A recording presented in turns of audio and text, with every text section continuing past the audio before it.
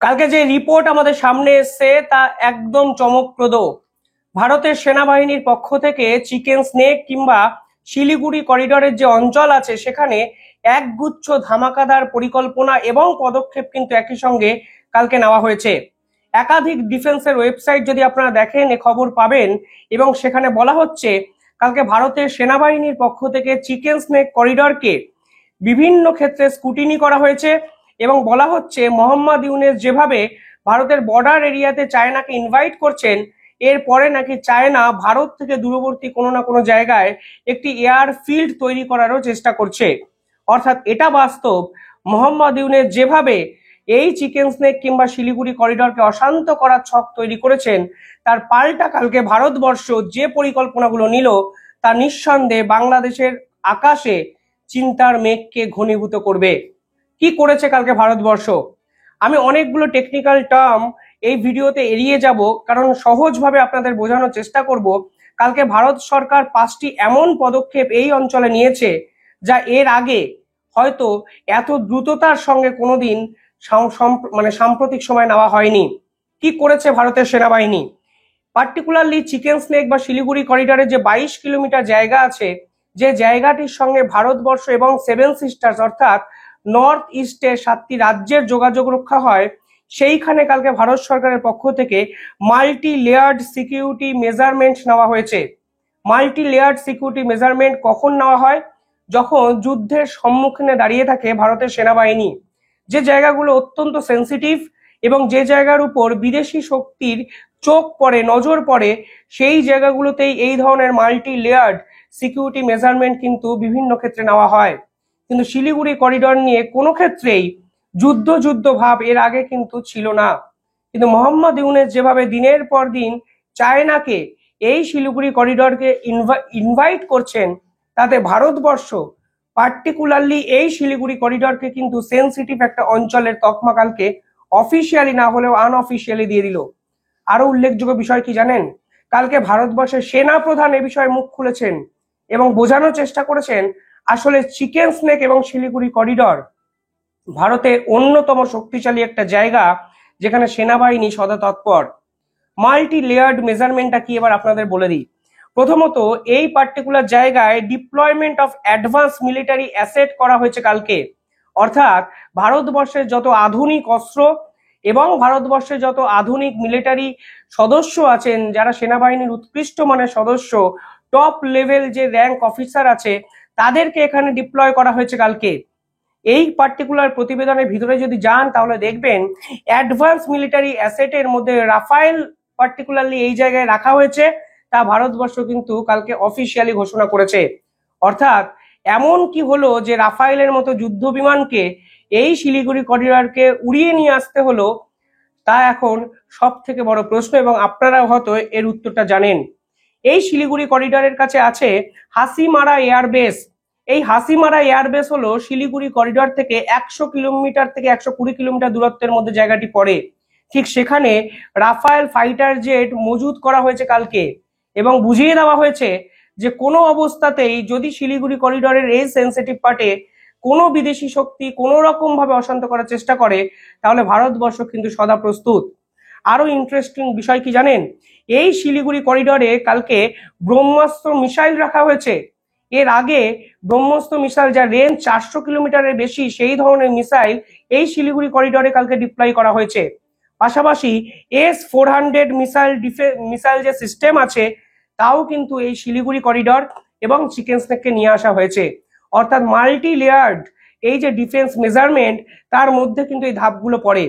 রাফায়েলের deployment, S-400 missile সিস্টেমের deployment, BrahMos মিসাইলের deployment, এমনকি এই শিলিগুড়ি করিডোরে কালকে MRSAM এবং আকাশ এয়ার ডিফেন্স সিস্টেমকে নতুন করে নিয়ে আসা হয়েছে, যেন কোনো ক্ষেত্রে বাইরের কোনো শক্তি যদি কোনোভাবে ভারতবর্ষকে এই পার্টিকুলার জায়গায় আক্রমণ করে, তাহলে ভারতবর্ষ যেন এই ধরনের ডিফেন্স সিস্টেমের মাধ্যমে প্রতিহত করতে পারে।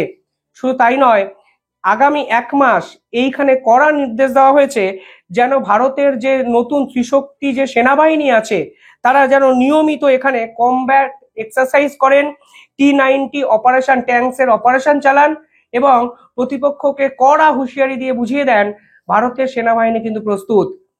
সমস্যাটা হলো বাংলাদেশ এই অঞ্চলে এতদিন ভারতবর্ষকে কিন্তু সমর্থন করেছেন।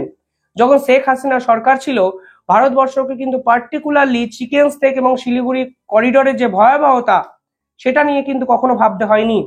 কিন্তু মোহাম্মদ ইউনূস যেভাবে চীনা আগ্রাসনকে বাংলাদেশে আমদানি করেছেন, সেই প্রেক্ষাপটে দাঁড়িয়ে ভারতবর্ষ এই মেজারমেন্ট গুলো কিন্তু নিতে শুরু করে দিয়েছে। শুধুমাত্র কালকে ডিফেন্সের স্কুটিনির ফলে এই রিপোর্ট আমাদের কিন্তু সামনে এসছে। চীনারা ভারতবর্ষকে এখনই হয়তো আক্রমণ করার জায়গায় নেই, কারণ ডোনাল্ড ট্রাম্প যেভাবে ট্যারিফ লাগাতে শুরু করে দিয়েছেন চায়নার উপর, এই মুহূর্তে চায়নাকে সার্ভাইভ করার জন্য ভারতবর্ষকে প্রয়োজন।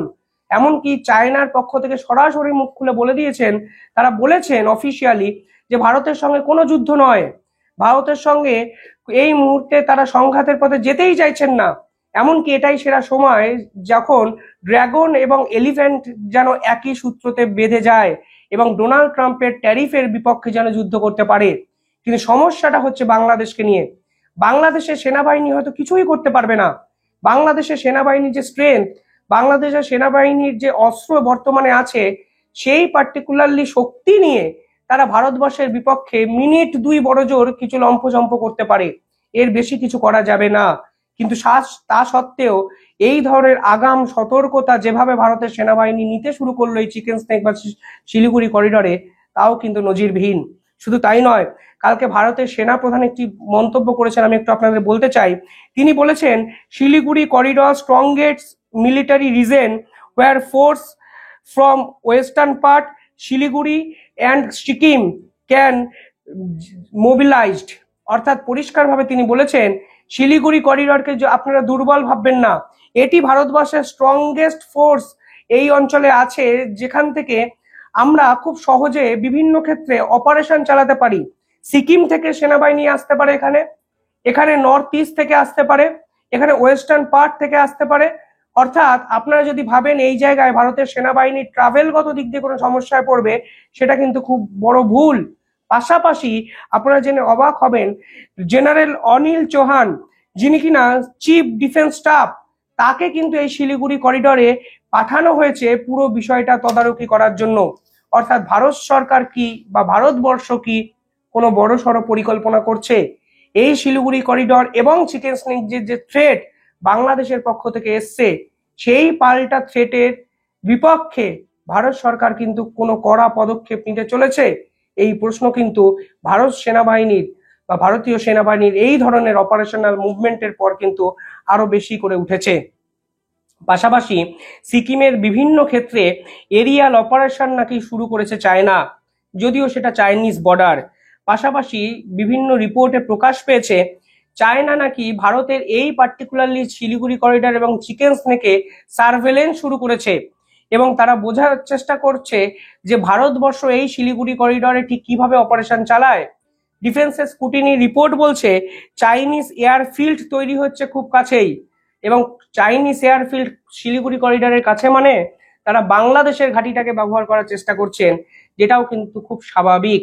অর্থাৎ ভারতের সঙ্গে সরাসরি সংঘাতে না জড়ালেও ভারতকে প্রত্যক্ষ চাপে রাখার চেষ্টা কিন্তু চায়না করবে, এবং মোহাম্মদ ইউনূস হয়তো এটাই পরিকল্পনা করেছেন, এবং মোহাম্মদ ইউনূস কিন্তু চায়নাকে ভারতের বিপক্ষে একাধিক ষড়যন্ত্রমূলক আক্রমণ বা বিভিন্ন রকম অপারেশনের জন্য বাংলাদেশের মাটিকে ব্যবহার করতে দিচ্ছেন। নরেন্দ্র মোদী এজন্যই শ্রীলঙ্কায় গেছিলেন। তারা কিন্তু এর আগে শ্রীলঙ্কাকে ভারতের বিপক্ষে কাজে লাগানোর চেষ্টা করেছিলেন, তারা মানে চায়না। কিন্তু শ্রীলঙ্কা এবার সরাসরি জানিয়ে দিয়েছে তারা শ্রীলঙ্কার মাটিতে কোনো রকম অ্যাক্টিভিটি চান না যা ভারত বিরোধী। শেখ হাসিনা কি বলেছিলেন? শেখ হাসিনা বলেছিলেন, আমাদের মাটিকে ব্যবহার করে অন্য দেশের বিরুদ্ধে কাজ করবে এরকম ঘটনা কিন্তু আমরা বাংলাদেশে সহ্য করব না।